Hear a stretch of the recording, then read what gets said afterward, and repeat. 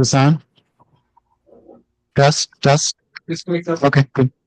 Good evening. Welcome to the Milwaukee Area Woodturners February meeting. My name is Kevin Sigworth. I'm the new president of the Milwaukee Area Woodturners, and welcome to the meeting tonight. I have a couple of announcements before we get to tonight's demonstration. Tonight's demo, as you saw in the invitation, Leigh White, who is a member of the club, is going to demonstrate turning a Weeble bowl. So something you probably have not seen before. It should be pretty interesting. We have a number of announcements. We will be having a wood raffle, and Dave is selling tickets. So Dave kind of waved to everybody. So yeah, he's in the back there. So he's setting some things out on the table. There's some wood. There'll be some gift cards from Carter and Son, from Woodcraft, and also Craft Supply. So you'll have the choice to take something off the table or one of the cards. Show and tell. We will have show and tell, but it will be after the announcements. So I just have a couple of other things that I wanted to announce at this point from the last board meeting. Leigh White was elected as the secretary for the board for 2025. It was unanimous, yes. Yeah, yeah. We also, as a board, decided on something that had been kicking around for a while, and that was to give $25 Woodcraft gift cards to every member that does a demo. So we talked about it before. We're going to start it tonight. So if you do a demo, we're going to give you a $25 gift card for Woodcraft. No. I think it's tonight. Next topic. The symposium is coming up. It's in June in St. Paul, and the AAW offers a discount. So if we have at least 5 members that say that they're going to attend, I can apply and get a discount code that I can share with you. It would get you $40 off of a full registration. So as of right now, I have three names. I have let's see. Well, no, I have three. I have Steve Fawcett, Jim Canor, and Jeff Greza. That's 4. And Ken, that's 5. So I have at least 5. So I will, that's all I really need at this point. So I will link the application. When I get the code, I'll make it available. And as many people that want to use it to sign up can. So it'll probably come out in an email from Tony or available, certainly by the next meeting. So, all right. Next item, the program coordinator is an open position. So it does not have to be a board member. If anyone here is interested in having input and getting to select who is going to do the demos and the presentations and organizing that, either you could raise your hand right now and volunteer, or you can talk to me or talk to anyone on the board. But we pretty much have the programs put together and scheduled for 2025. So if you stepped up to be the program coordinator, you would really start planning for 2026 for the program there. So yeah, let me know if that's something that you think you can do for the club. That would be awesome. Ken, did you want to say anything about the equipment sharing idea? I thought about setting up a pool sharing or equipment sharing list. And a lot of people just have a bandsaw and wood blade and don't have a bandsaw or a planer and grinding and anything. And a couple of years ago, I was given some rough lumber and I didn't have any place to have it have a claim or anything, and, so I was thinking this would be a good way to, if somebody wants, put some wood on a bandsaw or something, and don't know of anybody that has one, we would have a list, on our website, but, after talking it over with the board, we decided that it probably isn't a good idea, to publish a list like that, so I guess we'll just have to go, by word of mouth, and, you just, if you know somebody, who has something, then just ask questions, and there'll be a lot of us willing to help you out if you need something claimed or joined, or, use a bandsaw, or you need a bigger lathe, and things like that. Just, we'll just have to,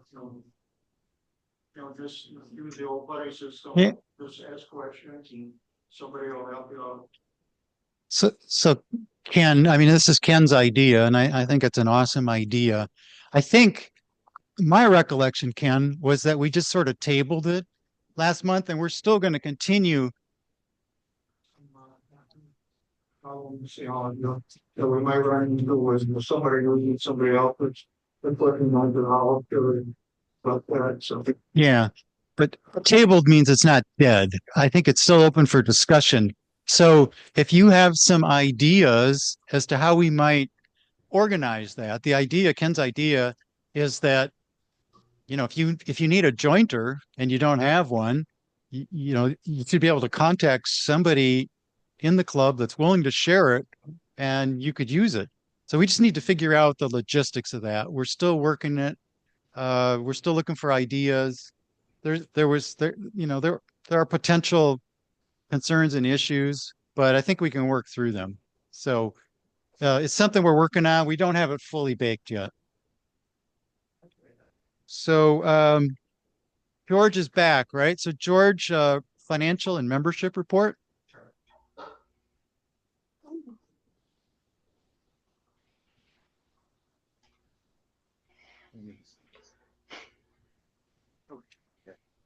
All right.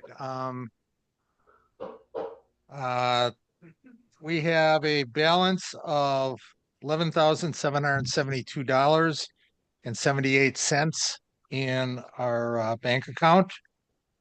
We have, before tonight, we had 97 paid members and 22 not paid.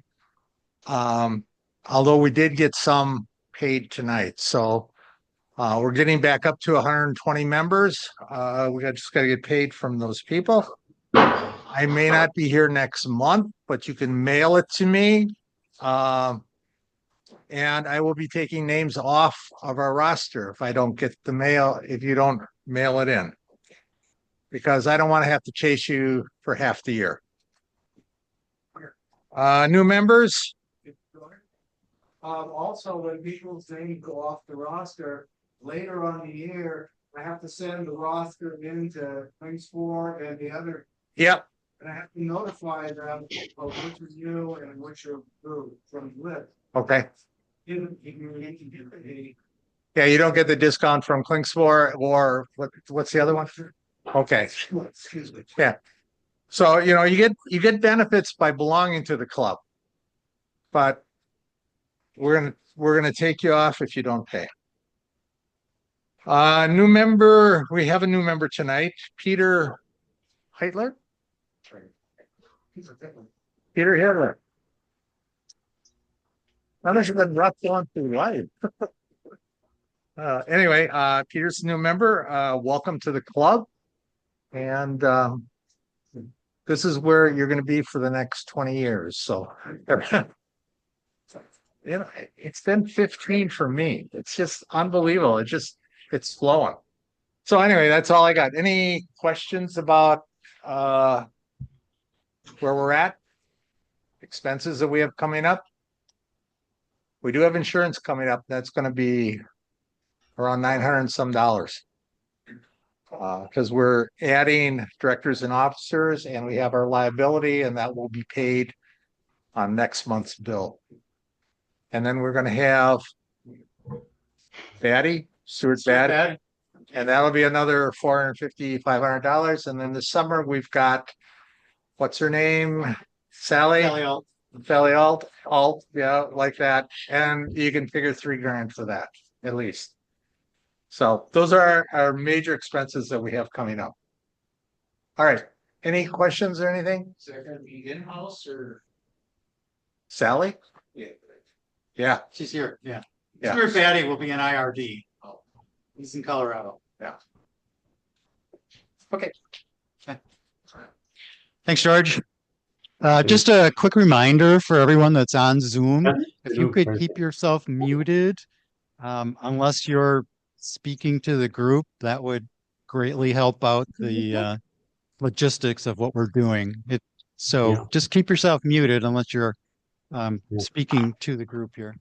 George. Kevin, I'd like to speak to the group. If you have not filled out the registration form, that we're updating all of our registration because we hadn't updated since 2006 when this club was formed. We need this. We need it to be most current. So if you have not filled out one of these forms, either online, there's a link online, and then you mail it to me, or we've got a whole bunch of forms over here. Stop by the desk. Edwin or I will help you out. Get you one of these. We need updated information. So, and please print legibly. Thanks, George.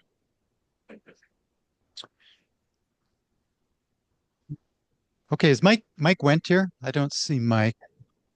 Didn't see him. Okay.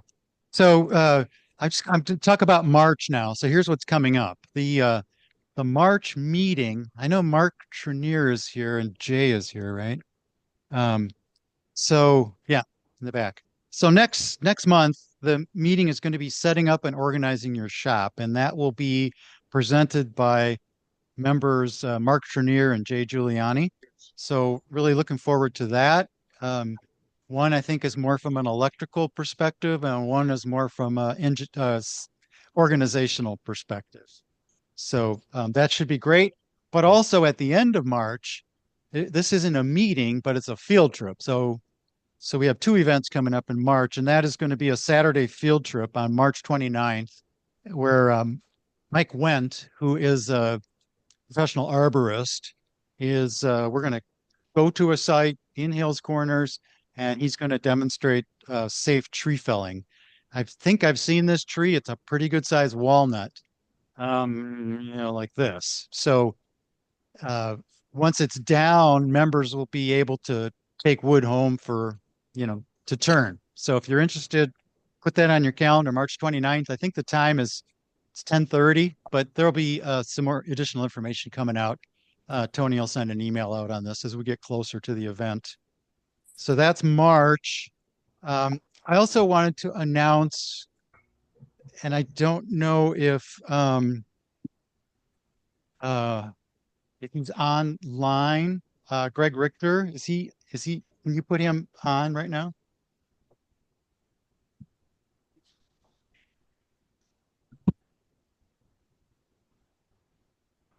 Greg, can you hear us?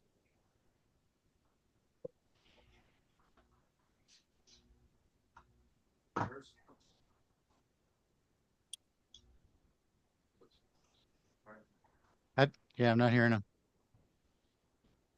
Okay, well, Okay, we're I having unmuted. technical. Is that working?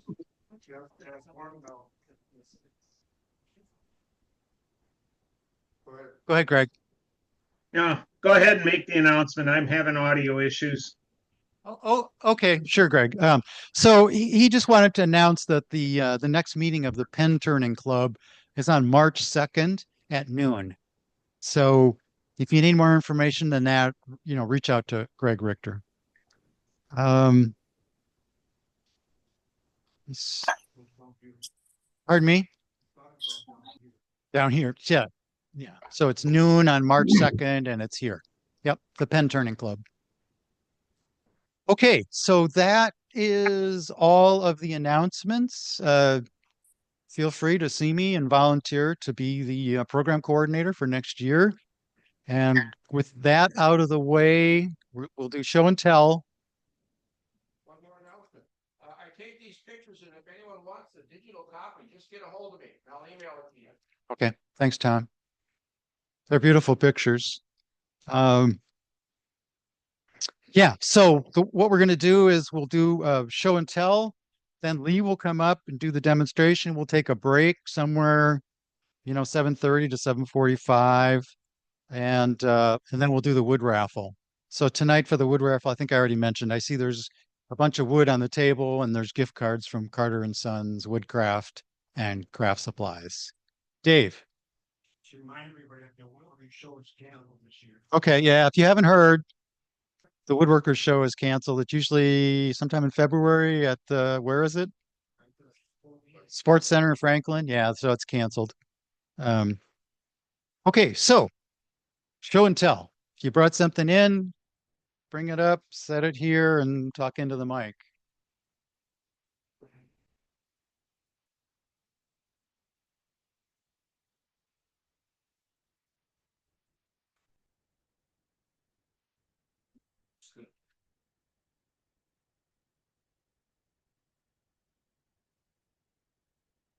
Don't think that people have I don't share.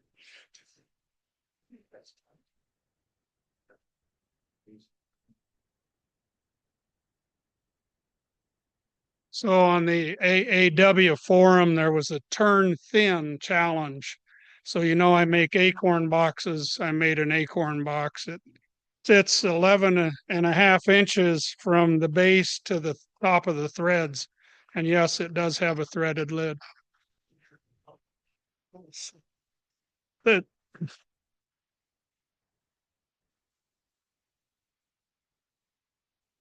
my wife made me go to art classes. So I told the gal that I did art, so I thought I better go home and do some. So I found this little piece of Amur cork bark wood and made this jar. It has a threaded stopper. So I make a lot of pendants, and I have a old pendant jig. There's a Mueller jig that's out on the internet. And the way the Mueller jig sets the offset is it has an offset disc in a 6-inch disc like this. Well, you never know exactly where you're at with your offset. And then when you turn and set your offset, then you have to come, at least in mine, you come in from the back and you loosen a screw to reclock this to align it for your hole. This jig solves all those problems plus another one. And what it does is I can set my offset with what I call a lead screw here. So a Phillips screwdriver here, and I can twist it one way or the other and set my offset. It's linear, so I know how much my offset is. And then I can put my screwdriver down through this hole here and loosen a clamp screw and reclock my workpiece and put my grain wherever I want it to drill the hole and make the and then the other thing that it solves is my old one, the offset disc was held in place with 2 screws, and quite often when I was sanding, they would brush against my knuckles. And so it's been working really well. So oh yeah, there is one other thing. This is kind of really about the raffle table. At a workshop day, we were talking a little bit a few weeks ago, and these are wooden threads. I'm going to put these on the raffle table. And if you think you can use them, grab one, take it home. And then there's plenty of meat left on them so that you can trim them up, shape them up, and then you could use these to make a lidded jar or an urn or something like that. This one is black locust. This one is black walnut. There's enough threads on this one to make at least 2 vessels. Oh, all right. That's it. I'm done.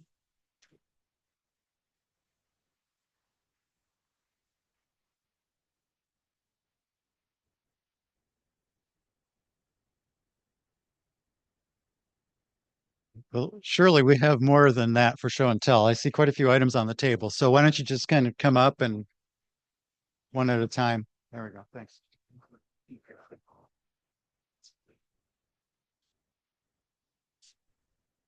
For quite a few months, I've been doing a lot of segmented work. I started with the solid segmented layers and made a bunch of stuff like that. And then I got a book that introduced me to open segmented, and I really liked the way it looked. So this is probably number 3 or 4 that I just like the shape and how it turned out, and it's a great way to use up scrap wood. And then I got a crazy idea. I also like to work with resin once in a while. So I got some crazy idea in the middle of the night to turn an open segmented resin bowl, which it was tricky. And the shape of this one was determined from a glass vase that I have that fits snugly inside of this. So my wife can actually use this as a vase if she has a reason to get flowers someday. So and when it's not being used as a vase, she puts a LED light in there and it just glows, and she just loves it. So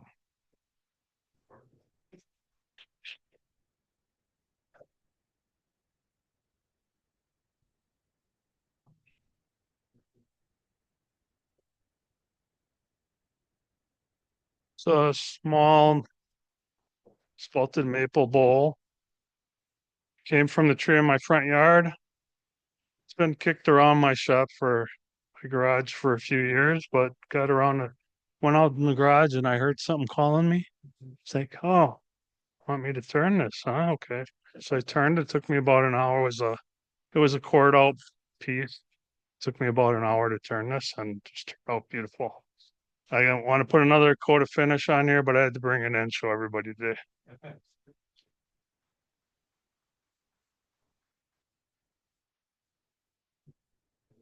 I can't compete in the quality of turning, so I wanted something more unique. So my Christmas morning project for the grandkids and stuff was to make cereal cannons.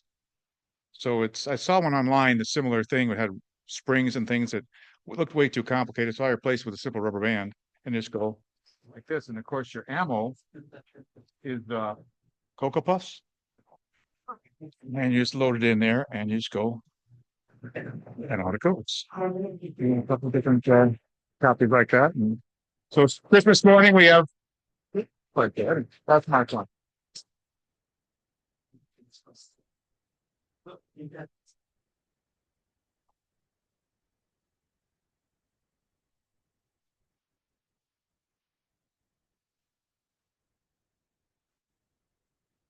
I normally never make stuff like this, but I was reading through a magazine and I started reading the directions this guy was giving to make it. And he was being paid by the word because it just, you got to be kidding. So I had to make a couple just to try it. The one thing he said was true. You got to cut them square. So that was correct. But he was it was such a complicated deal. I had to try to make a couple. And yeah, you didn't have to do it the way he did. So that was all that the reason for this. And I used the cutouts to make a stand for this one. So it's just something different to try. This here was and I thank Jim Andreessen for the vases that he glued up, these segments. And I just decided that I was going to put a piece of buckthorn on the bottom and then here. This on the top is not planned. I had to lathe in reverse. I never did. I never did put a set screw in that adapter. And I was 5 seconds from being done with sanding. So I, the sandpaper was getting kind of worn. So I squeezed a little bit tighter and next thing I heard was cracking. It had backed off and I had a cone in the end here. And it was 3 pieces. I found 2 and one I couldn't find. So I took a piece of buckthorn and put it on here to replace what was there. But yeah, it had never happened to me before to where it damaged something. So lesson learned. So, all right, that's it. Other than that, I just there's a combination of poly mineral spirits and what the hell is it? Poly linseed oil, and I just put that on. And but the buckthorn is it's hard to dry; it cracks. But I thought it'd look good on the bottom here. So, thank you.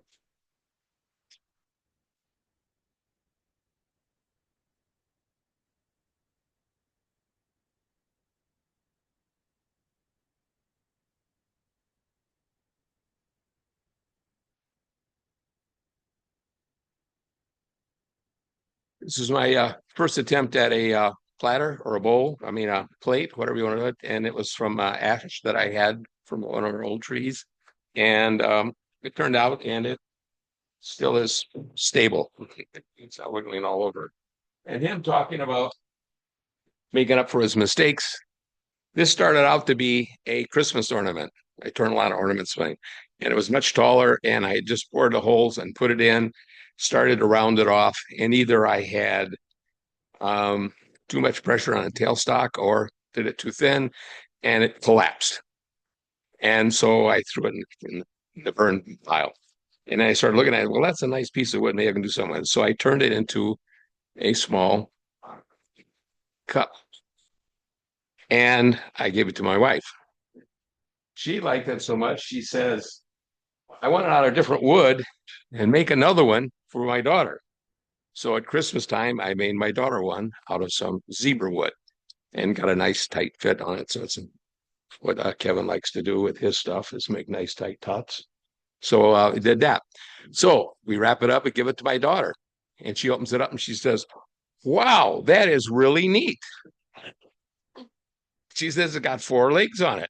I said, no, it's a pillbox. She says, no, but it looks better this way. I said, everything's going to fall out. So then it matches up nicely.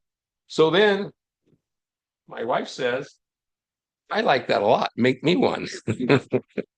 So I made another one that it goes this way, and it's a normal one, nice tight fit on the top, and it's another one there. So you can turn mistakes into something useful after all. So that's my adventures.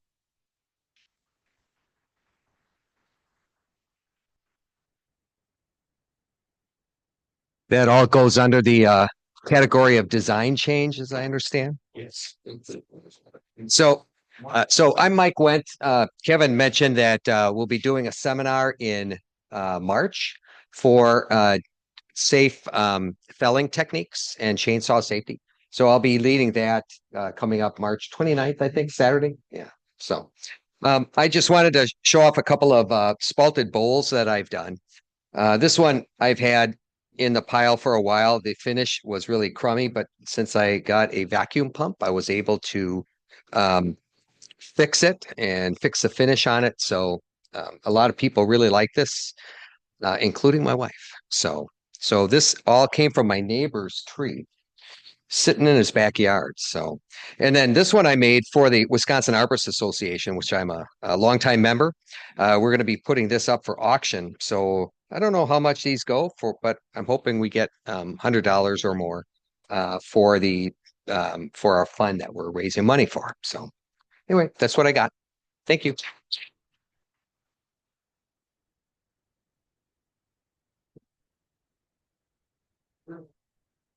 Okay, thanks everyone for bringing your stuff in. It's always interesting to see what everybody is up to. Something very different than what I'm typically doing. So it's awesome.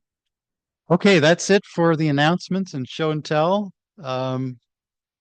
Leigh, we'll turn it over to you, and you can come and show us what a Weeble bowl is and how you make it.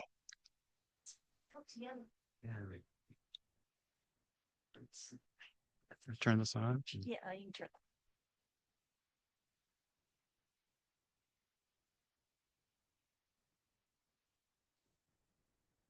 I turned it on. Oh, yeah.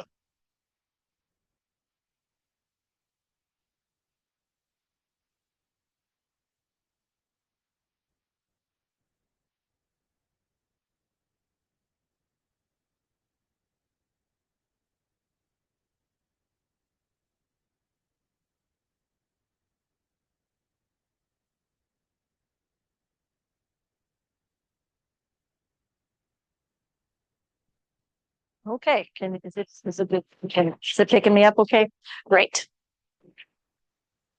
All righty. Okay,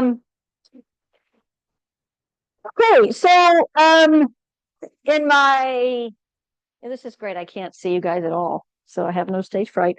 In my continuing effort to bring you interesting ideas executed poorly, this is a Weeble bowl, and that's my name for it.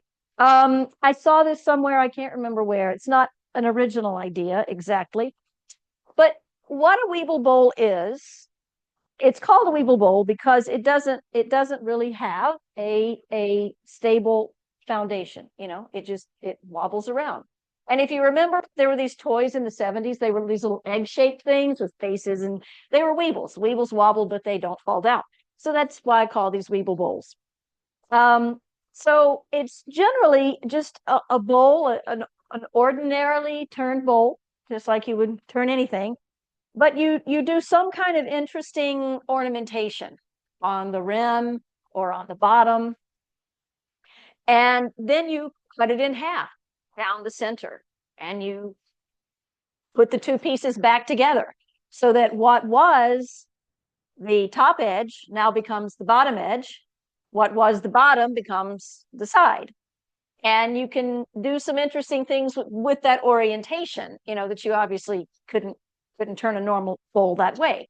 So depending on, the ornamentation you choose and stuff, you can get some interesting effects. This is the very first one I ever did. And it's a very pretty piece of wood. Can you zoom in a little on the... So this is mulberry, and it's an interesting piece of wood, and you get kind of an opposing grain pattern here that you wouldn't get if you just turned the bowl in an ordinary orientation. But I did make a mistake on this one because it was my first turn. And if you can see, there's a little bit of there's a gap in the bottom where the two pieces were glued together. And that's because I did what I typically do when I'm turning a bowl, is I kind of round over that rim a little bit so it's not like a razor sharp cutting edge. And that's what you don't want to do for this. And so that's one of the things I'm going to mention as I turn some bowls here today. So it's pretty simple. One of the main things to remember, of course, is that the dimensions of the bowl you turn determine kind of the shape you end up with, right? So if you want a perfect half sphere Weeble bowl, you have to turn a perfect half sphere normal bowl. If you start with a bowl that's typically maybe a bit wider than it is high, you're going to get an oval like this. And if you start with a piece that's very tall like that, and you cut it in half and you put it back together, you're probably going to end up with a bread tray, which may be what you're after. I don't know. But so, that's really the main thing to remember. So it's kind of fun thinking about it spatially. Probably everybody here is really good with rotating things spatially in their mind. But to think about, okay, I'm going to turn it like this. What is this going to look like when I change the orientation of this after I'm done? So we're gonna make at least one. I brought several blanks. We'll see how much time we have. And this is all going to be kind of rough turn. I'm not going to take the time to, sand or finish anything. I'm going to take them home when I'm done and try to glue them back together right way, and then sand and finish them and then cut them again. So we'll see how that goes. So let's get started. The first thing I want to do on this one, this is going to be the top of the bowl, and I've got it has to be because I have a woodworm screw hole in here. So I'm just going to put a tenon on this side so I can reverse it and work on this as the bottom. And this lathe is so much bigger than my lathe at home. It's really scary. All right.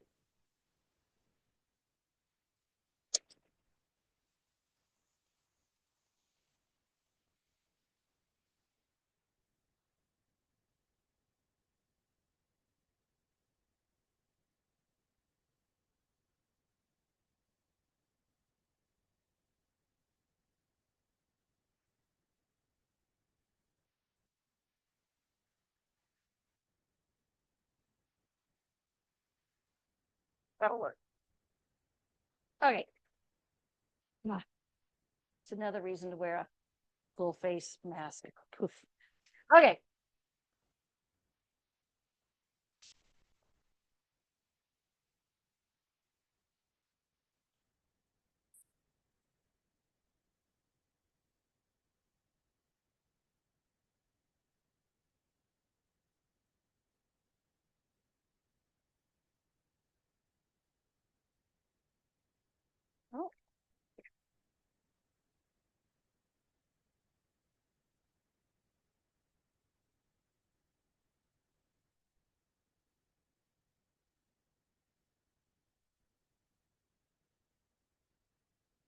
All right.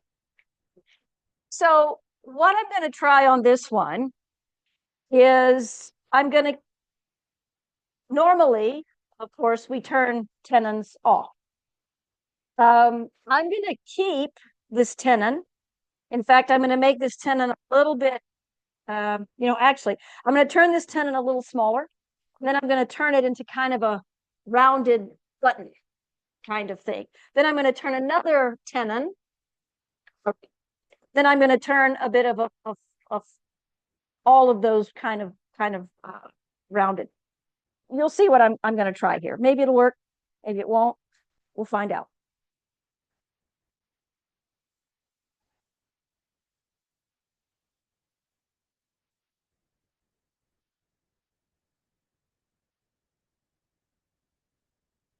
Okay. All right. I'll turn this down a little bit. Let's try.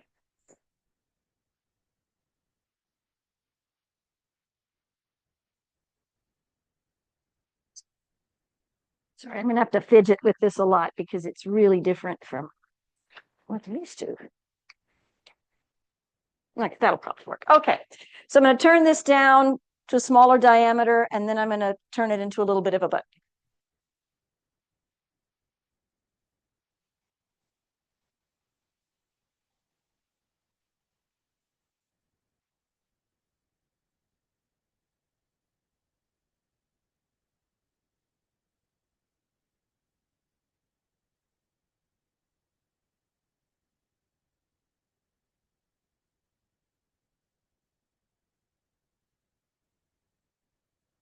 Okay.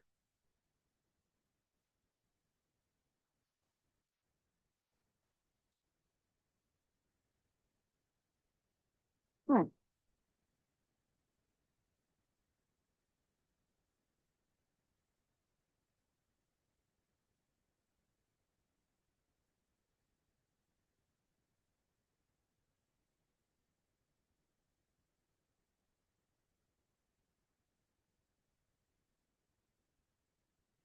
Good enough.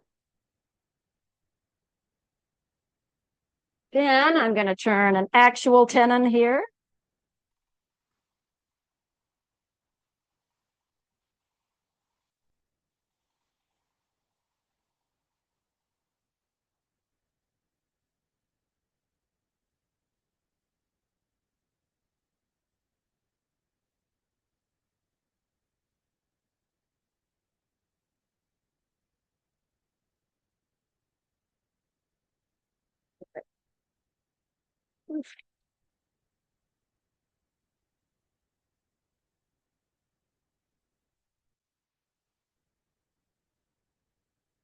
Then kind of a foot.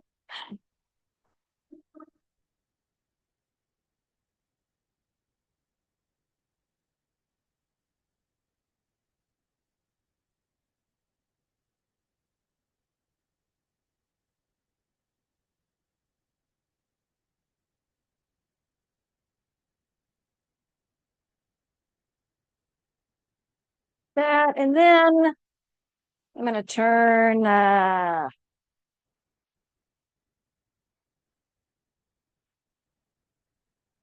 going to make that a little deeper.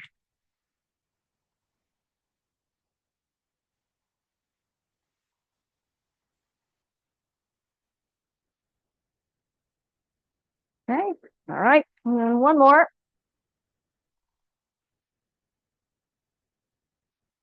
Jeez.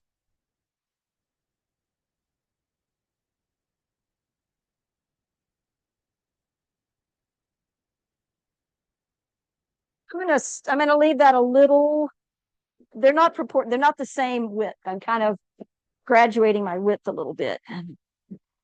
It's a little bit more off the tube.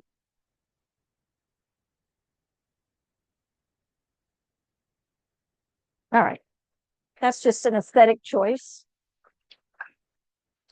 And I'm going to round this one a bit as well. As best I can here.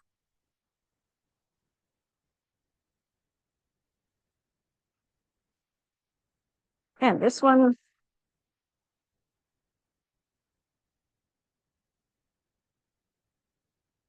Hmm.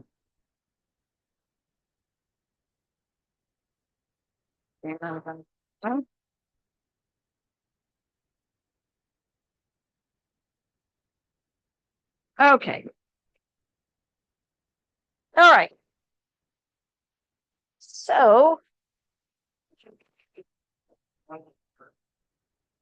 this is honey locust. It's like concrete. Maybe not, maybe not the best choice. Maybe I should have started with that poplar, which is much more agreeable, malleable, pliable, has less of a will of its own. Okay. So, this is my tenant. This is a little button here. And these are just like this is like some graduated feet. I don't know. Can you have feet on a bowl? All right. So now I'm going to actually turn the bowl. See what we can get going there. Kind of a something.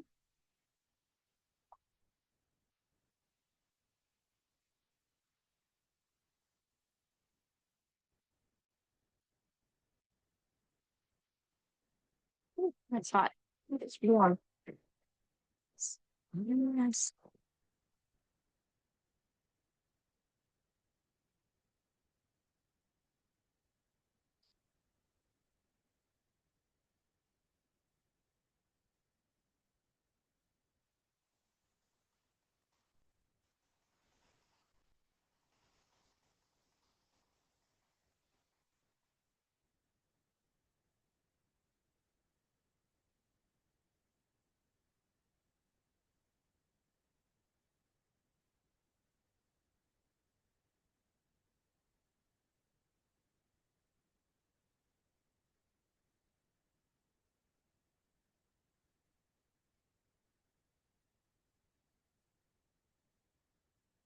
Too much.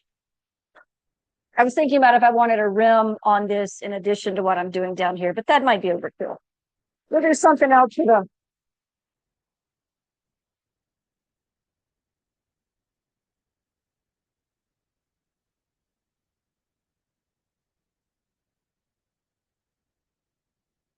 Interesting rim. All right.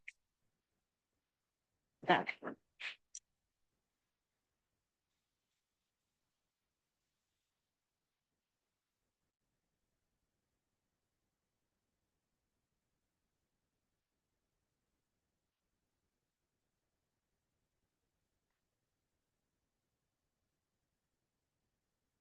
All right. We'll go with that. Okay, so now what I need to do, and at this point, of course, I would completely sand and finish the outside because you're not really going to have a chance to do that again because you're going to end up with something irregular that would be painful on the lathe. So, but I'm not going to take the time to do that now. What I am going to do now is I'm going to draw a line so I can cut this thing in half. Now, there's a couple ways you can do this. I'm going to do it with cold jaws because it's just easy. The whole bottom of the bowl is exposed and it's simple. But if you don't have cold jaws or a vacuum chuck, you can always take your tool rest. And if you have like a flat tool rest like this, this is the tool rest I normally use for this. This does not fit this lathe. It's not tall enough, so I can't use it. But the advantage of this is once you get this the right height and you take like a carpenter's pencil, which I prefer, then you can draw a level line. Your pencil will lay flat. You don't have to worry about it tilting up and down ever so slightly, which it does otherwise. But I can't use that here, so I'm just going to have to make do. And then this lathe apparently doesn't exactly have indexing. I mean, it sort of does, but it apparently doesn't. Tony said these random holes right here are like, but I don't understand. Mine has a, a dial with numbers on it, which is anyway, but I use that. So at home, I just set the bowl to 24 because mine has 24 slots. I set it to 24/0. And you can draw a horizontal line, along the side and as far up as you can. Like if I had this tailstock in, for example, then I could start over here on the back side of the bowl with my tool rest properly positioned and draw a line as far around as I could. And then I would turn it to 12, exactly opposite, and draw the line again, and then connect the two with a ruler. I don't have to do that with the coal jaws because I have the whole bottom exposed, right? So I'm going to take this off of here. Did that make sense to everybody? I feel like that was a very poor explanation. You really want to get a line dead center across the middle of your bowl going through the center mark. And I should note, mark the center. Somehow be sure to mark the center, like when you somehow with a, your live center or whatever, just gently tap it up there and make a center mark so you know exactly where dead center of the bowl is.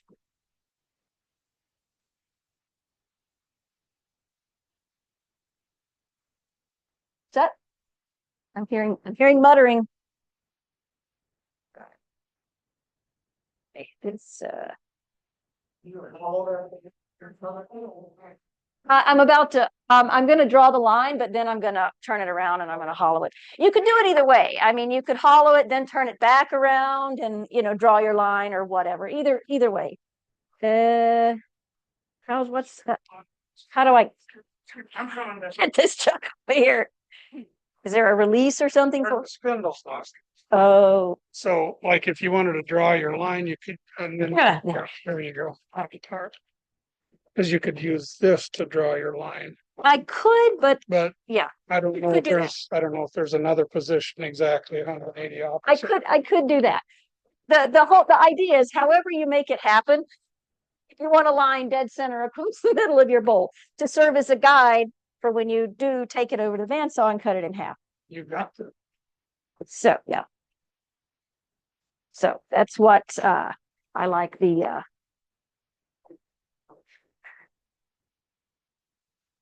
also helps you to line this back up more or less.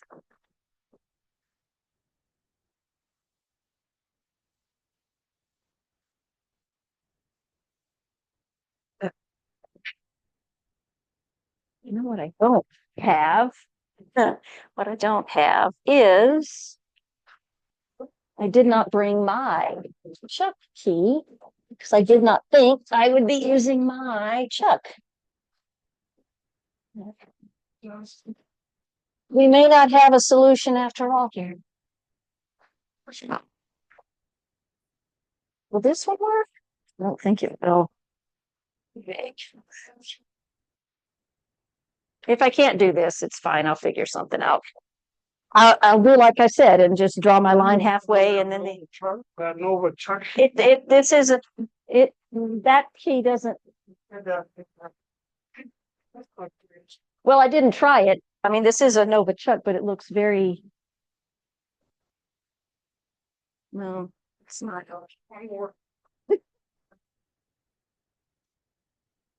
There's always a way. Got a big hammer over here. Yeah.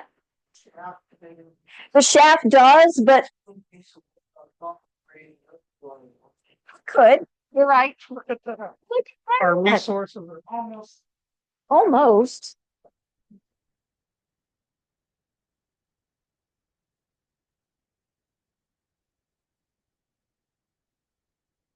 To go nuts with that, I'm not actually going to turn.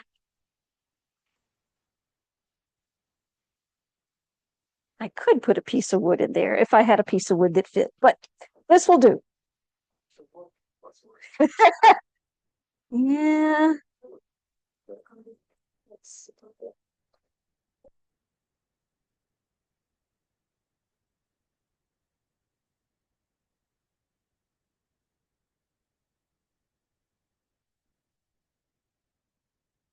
Okay, so that's pretty much dead center.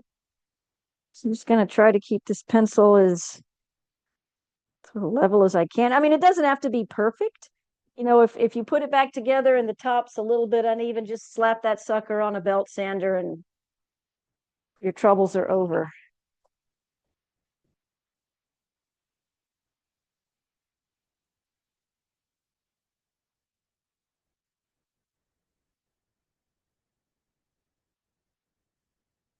Lock is not my trouble. It's staying put well enough. Keep trying to make this pencil level is the trouble here. And I really just need kind of, you know, some of it. I don't need the whole thing. We're gonna eyeball this. There, that's enough to eyeball. Okay. All right. Now, take this off of here.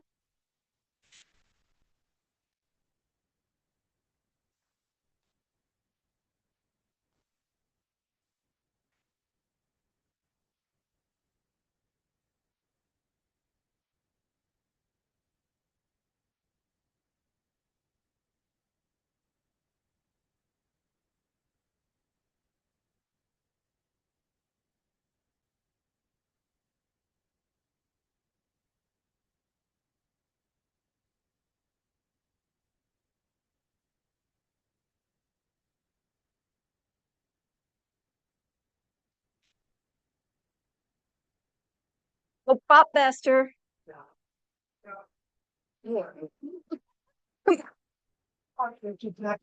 Uh-oh.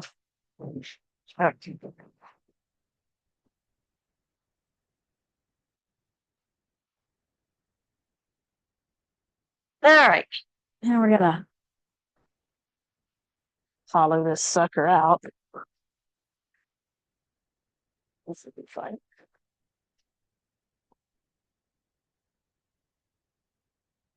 It's gonna be very quick and dirty.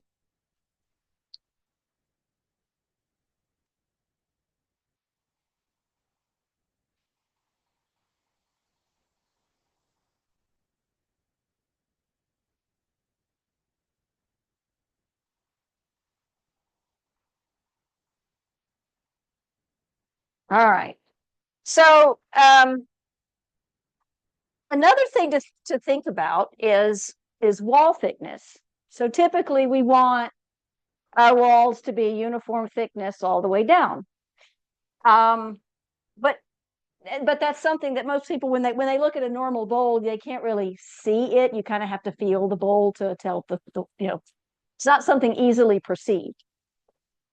But here, when you think about it, that can be another design feature because once you turn it over, you may decide you may create an almost, how do I say, sort of scallop effect. So, for example, if you look at this one I can't claim that I did any of this on purpose, but you can see here where the walls are a little bit thicker here than they are around the rest of the bowl. And that creates a little bit of an effect here, right? So you could make your wall thickness not even on purpose, and that could create an effect for you if you wanted to do that. And these walls are not going to be of a uniform thickness just because I'm in a hurry. So we'll see what happens. We're going to have an effect.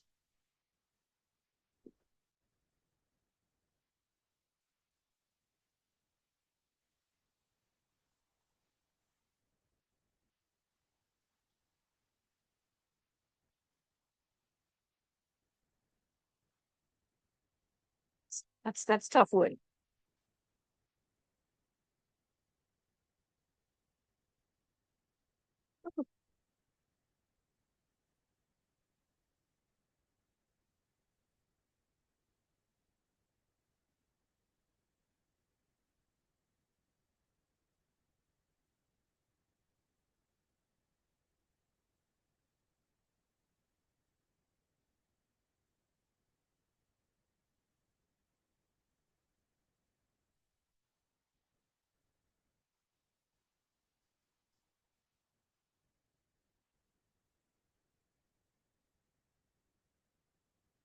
Should have brought a glove.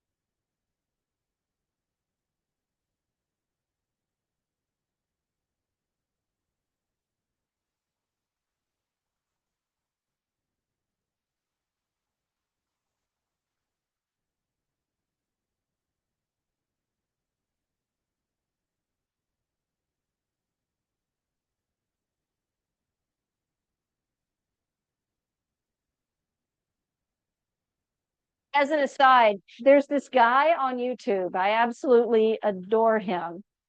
He's in Utah and he's kind of a wood turner, but he's just kind of a wood lover. And he turns wood on the channel, but he does other things with wood on the channel too. Like he cooks with wood and he does other stuff with wood. He's made like wood like black walnut flavored ice cream. Just like he's soaked the cream he put pieces of black walnut in the cream and let it soak up, and then he made the ice cream. He's made sourdough bread using juniper berries as the source of the yeast. Just all kind of really cool stuff, like stuff I would never do because it's way too complicated. I'm not going to bake sourdough bread, but he's really a lot of fun to watch. And he tells you about trees and the history of the trees and Native American uses of the trees.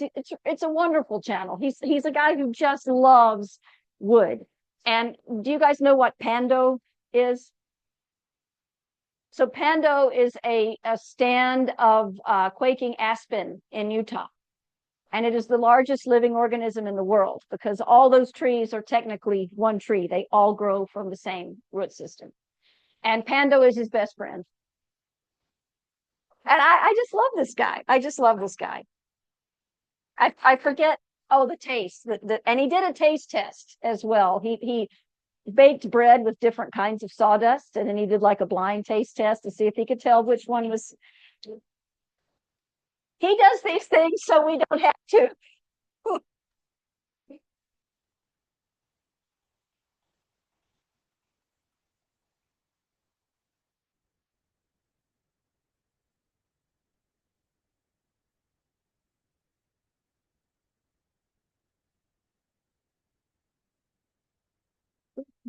Hey.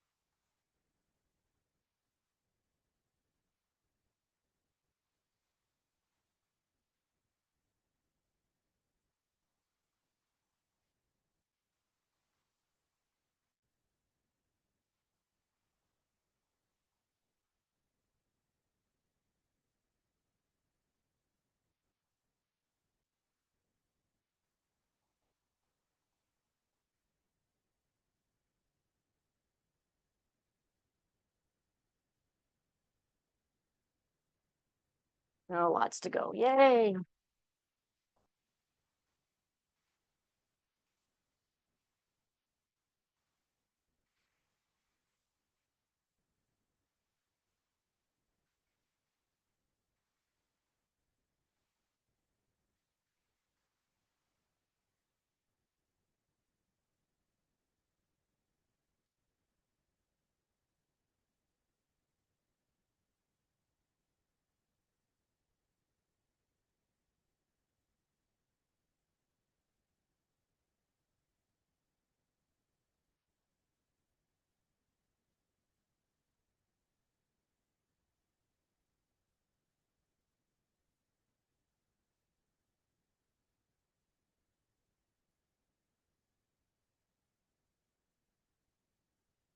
It's easier to just move the whole thing.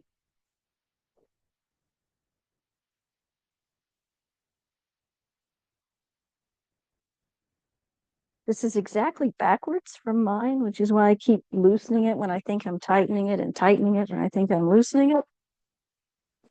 Um,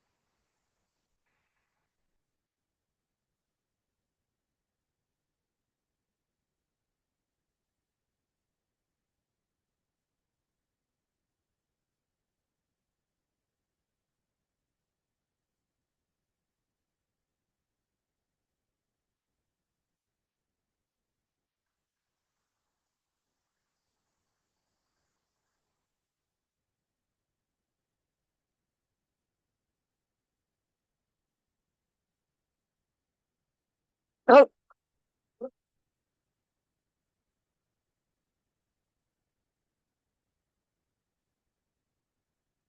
a little too aggressive with that.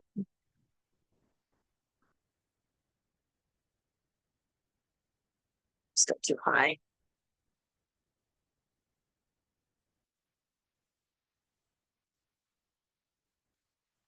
Still too high.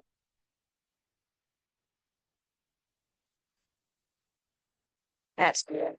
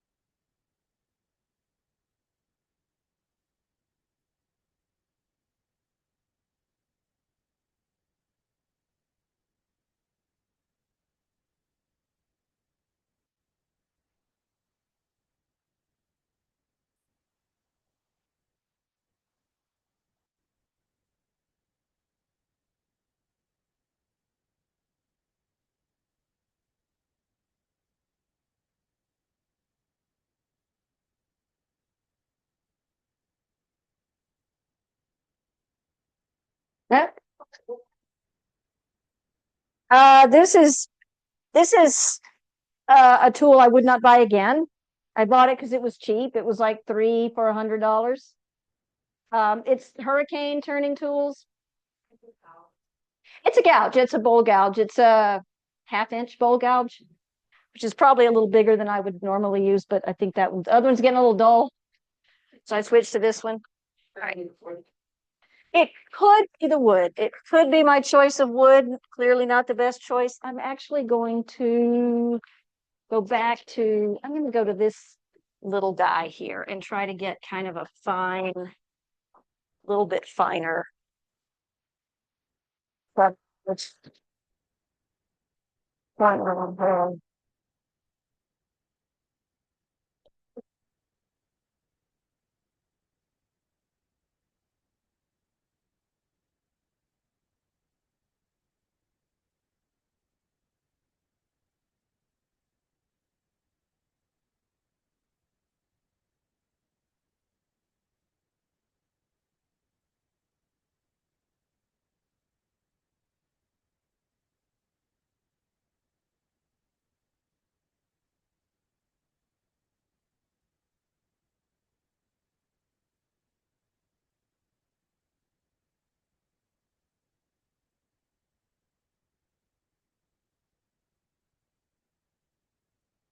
Okay.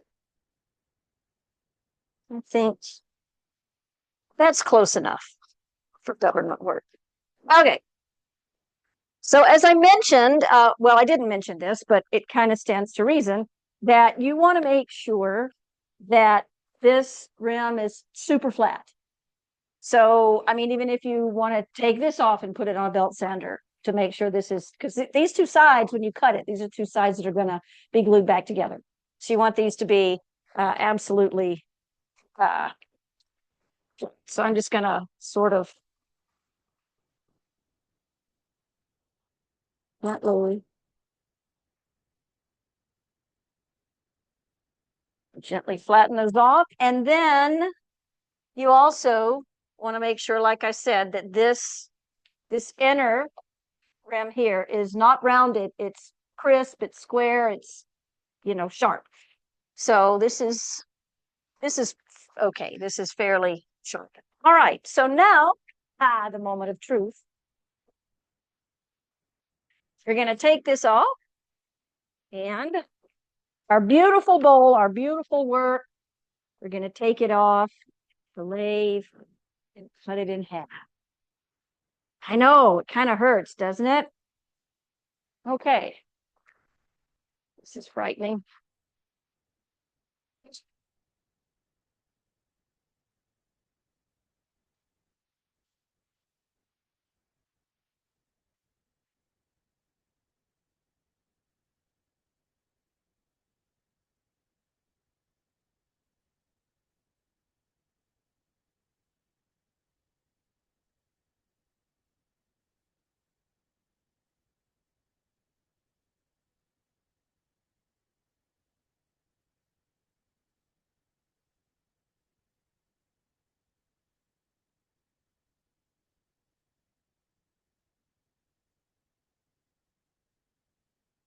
Okay. I'm not going to win any prizes for this cut, but okay. So we now have, it's really crooked. Okay. It'll work.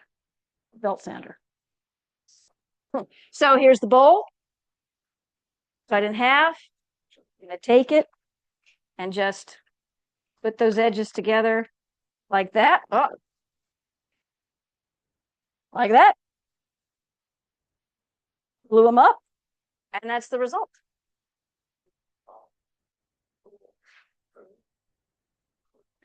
So you have kind of a, I don't know, kind of a little, I don't know what you would call this, shield effect or something here on the side.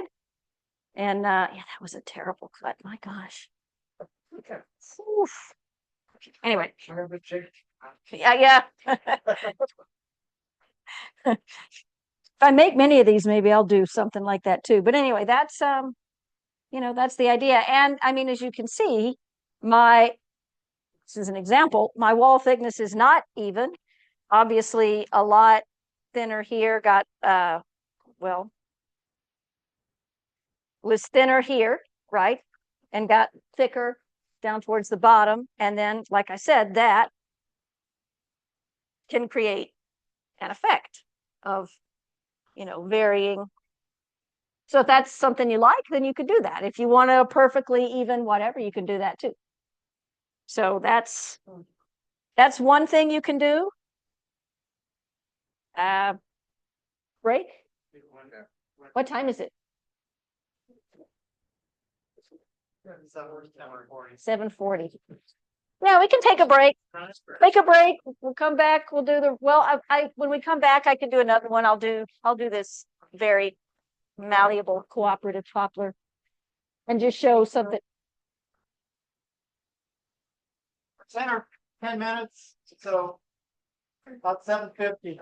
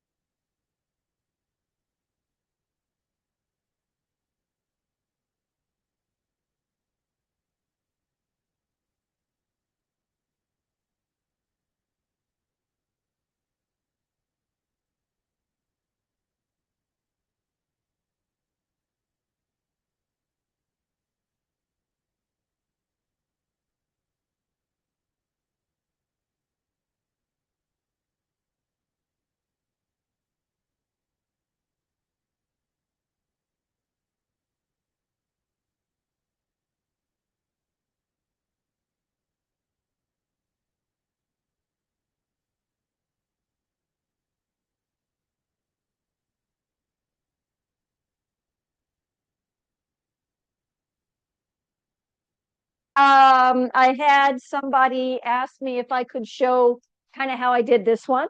Got this rim thing going here. So we'll do something similar for this one. So like I did before, I'm just going to put a 10 in here and turn it around, and then I'm going to turn the bottom. This is poplar, should be a little easier going. Let's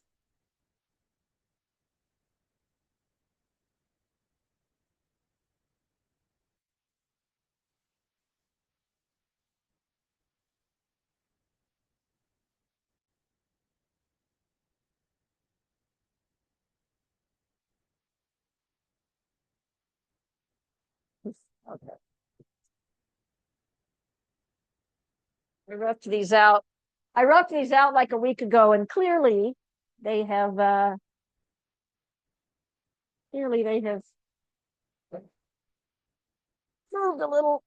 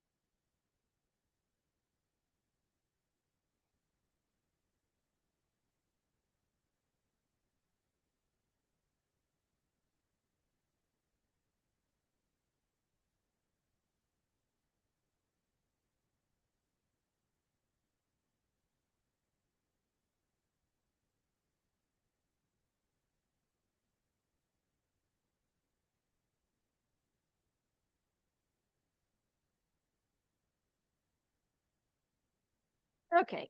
All right.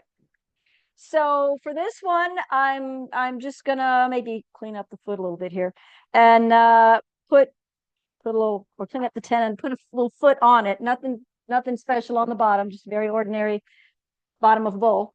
And then I'm gonna turn a bowl, but I'm gonna do some kind of rim fancy thing on it. So, wow, look at that. Oof.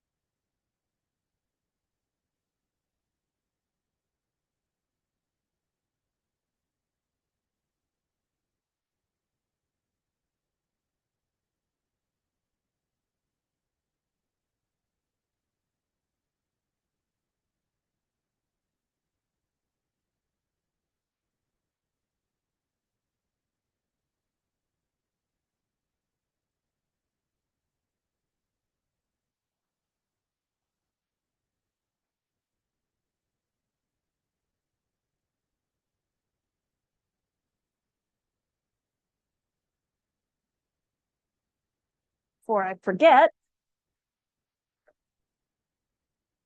mark my center.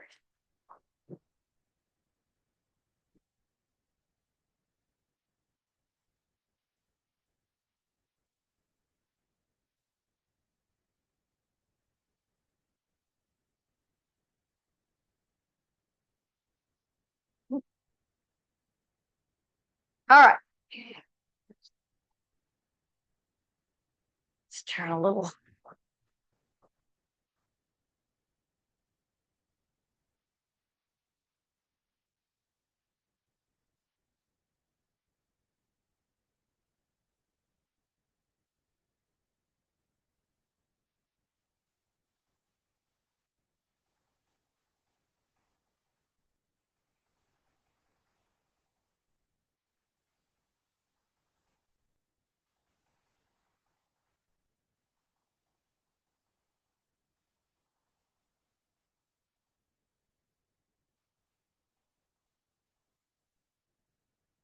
Dear.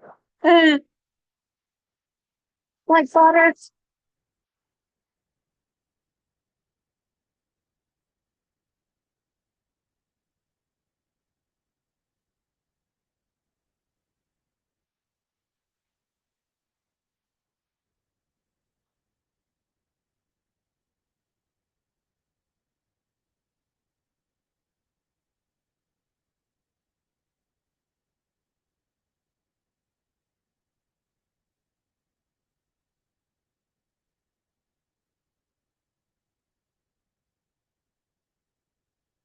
A little boxy.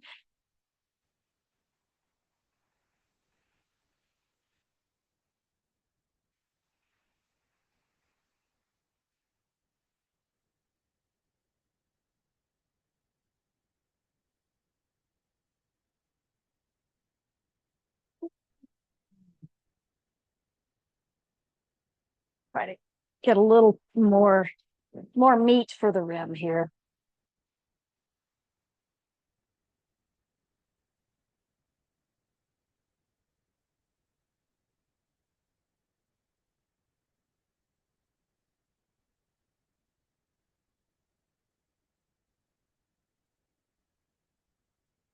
Oh,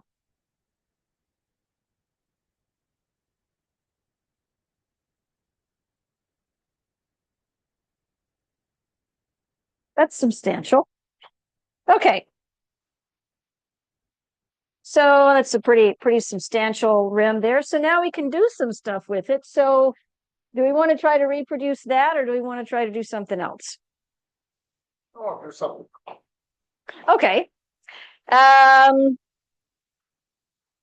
So well, what I did for this one, you could probably tell if you just imagined that just this part right here was the top rim. So I basically just rounded it and, put a little bit of a kind of a cove there in the middle. So what can we do that's a little different for this one? How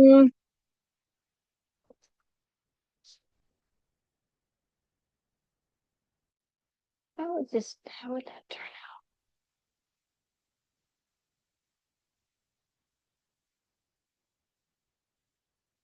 You're looking for suggestions? Well, I mean, I know one thing I could do. It might not be all that interesting to you, but yes, if anybody has a request, I'll take it. You always concave into the lip. Right.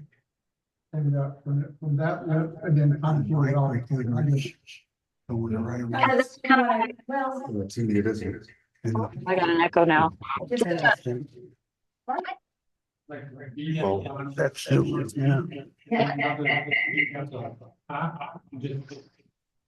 my Well, feedback. that's kind of what I did here, I believe, on this one, if that's what you're talking about. So for this one, I had a big here, and kind of a big here, and then a code in the middle, so I think that's. So it's a Zoom setting. Yeah, I've That's got what- that off once you, I'm just trying. Two beads with a cove, kind of. Or are you talking like a more not just a kind of a V-shaped cove, but like a real rounded cove? Is that kind of what you're? Oh, okay, all right, well, and then these edges rounded over as well, or just this one? Okay, all right. Well, let's see. Let's see what we'll round this one over here.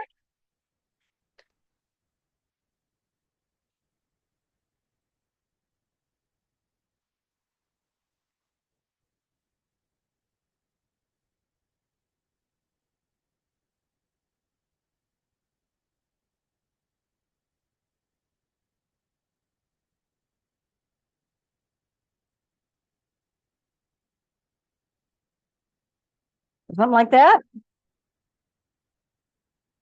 Yeah. I'm taking audience requests now, so speak up. And then a cove in there. Let's see. Hmm. Hmm. Hmm. I'm not a good spindle turner, so let's see what happens.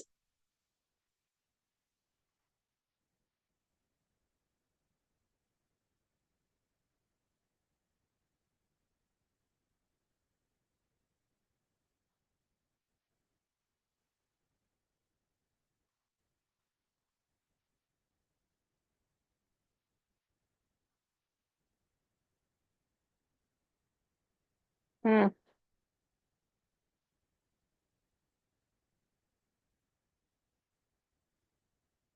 Have a little cove tooly thing I should have brought.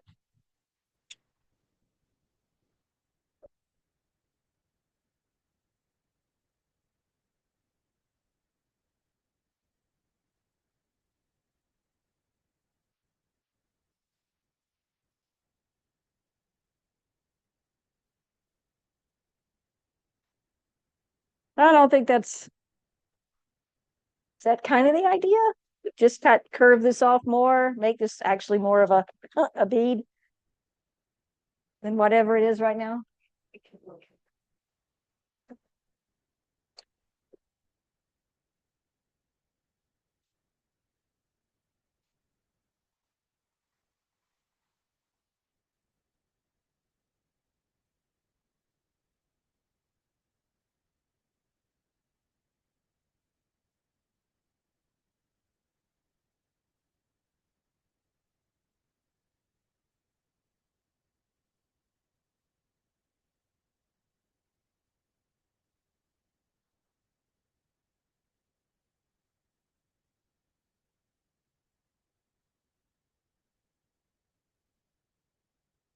That may be about the best I can do with what I got with me.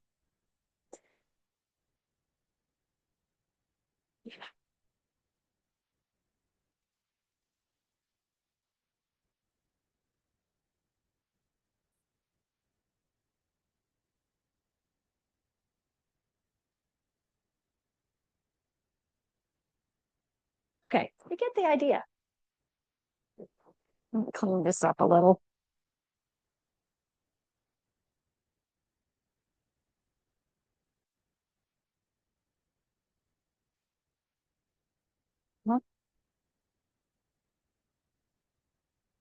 All right. All right. Yeah, it just looks awkward to me.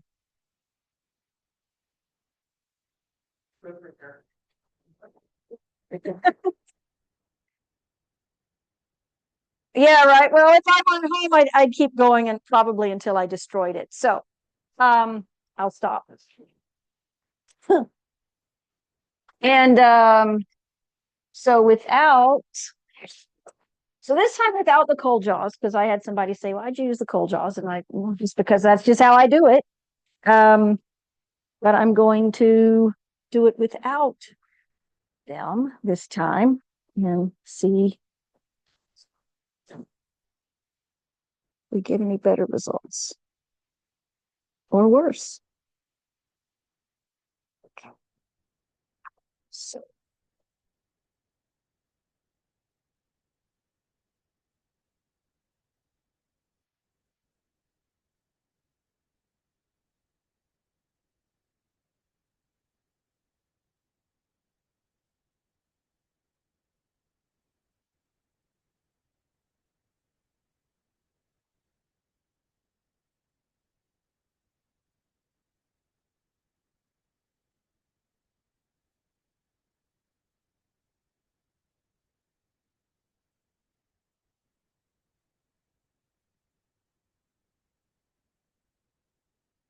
having that level tool rest makes a huge difference.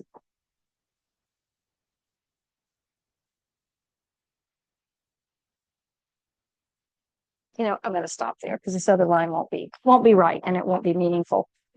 Okay.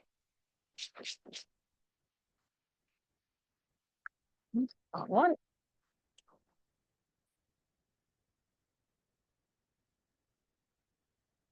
Yeah, that's really weird looking.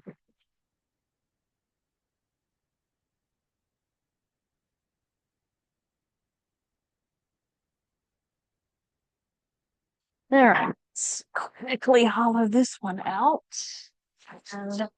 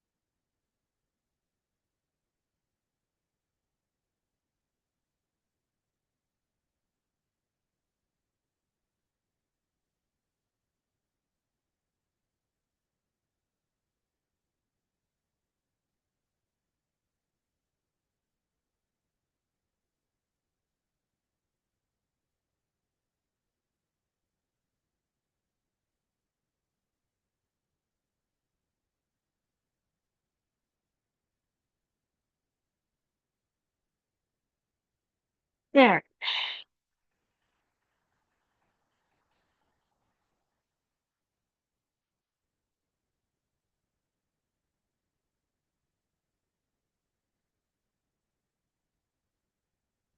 Okay.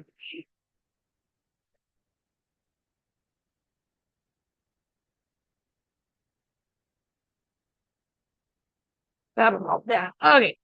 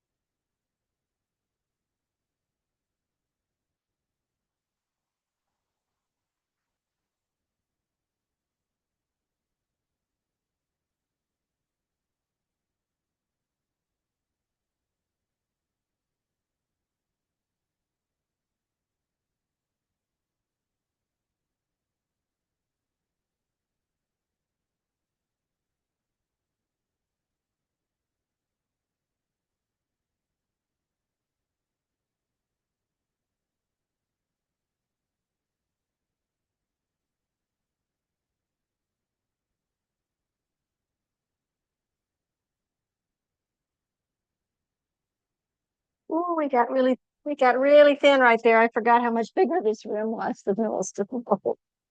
Woo! Okay. Yeah. I could tell. I'm like, oh, stop, stop, stop, stop. Okay.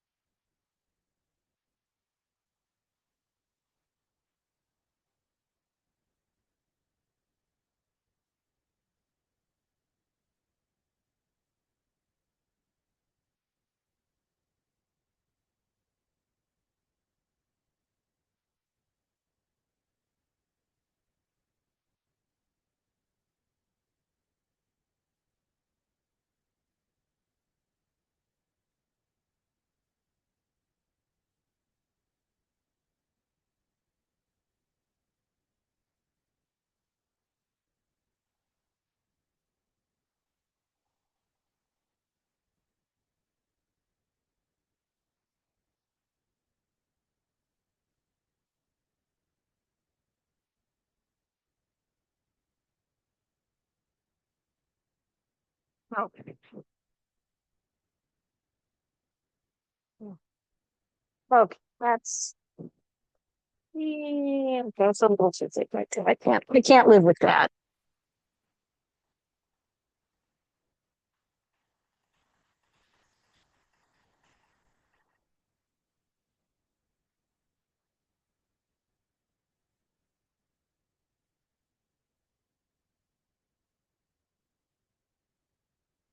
All right. In the interest of time and probably public safety, I'm going to stop. Okay. All right. Very, very rough cut. And probably not a keeper. Okay. All right. I'm almost afraid to cut this one because it's so thin. I'm afraid it might just blow up. But see what happens. Yeah, right. Shield you with my body.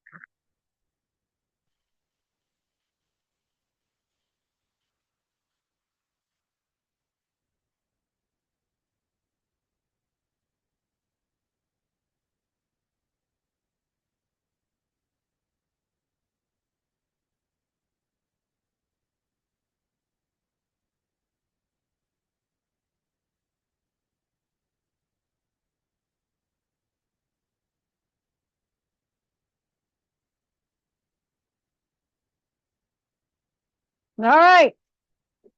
Moment of truth. There's that.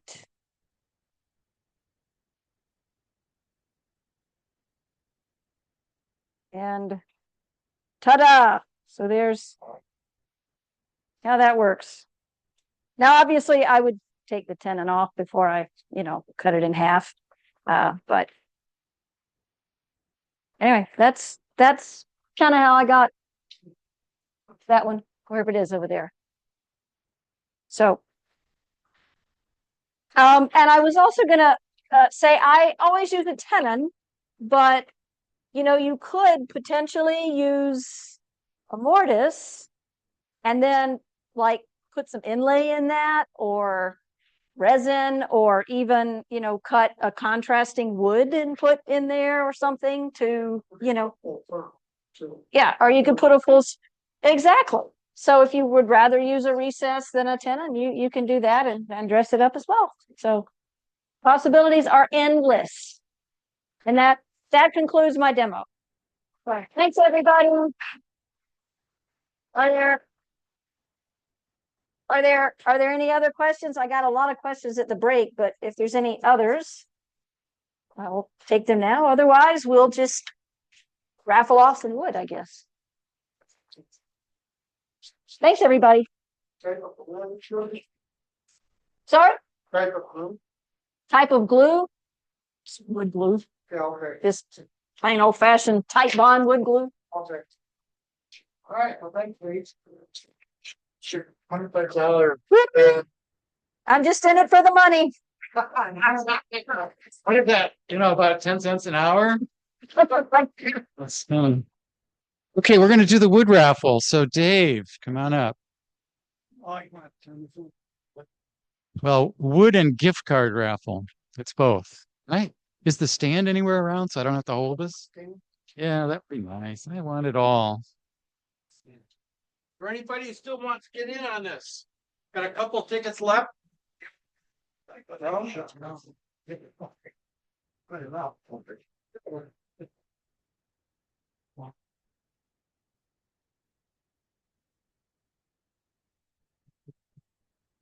Okay, so what we have this evening is we have a $30 gift card for Carter and Son. So if your ticket gets drawn, you can choose this, or we have three $10 craft supply gift cards, and we have a $25 woodcraft gift card, and we have a bunch of free stickers from Tony.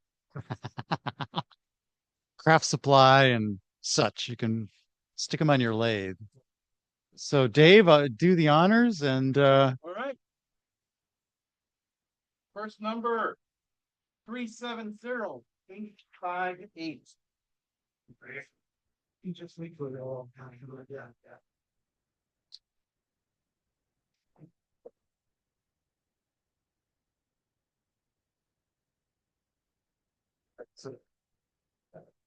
want something off the table, or Carter and Sons? There you go. All right. 370837. Oh. Hey, Tony, there's some nice threaded inserts back there. You might want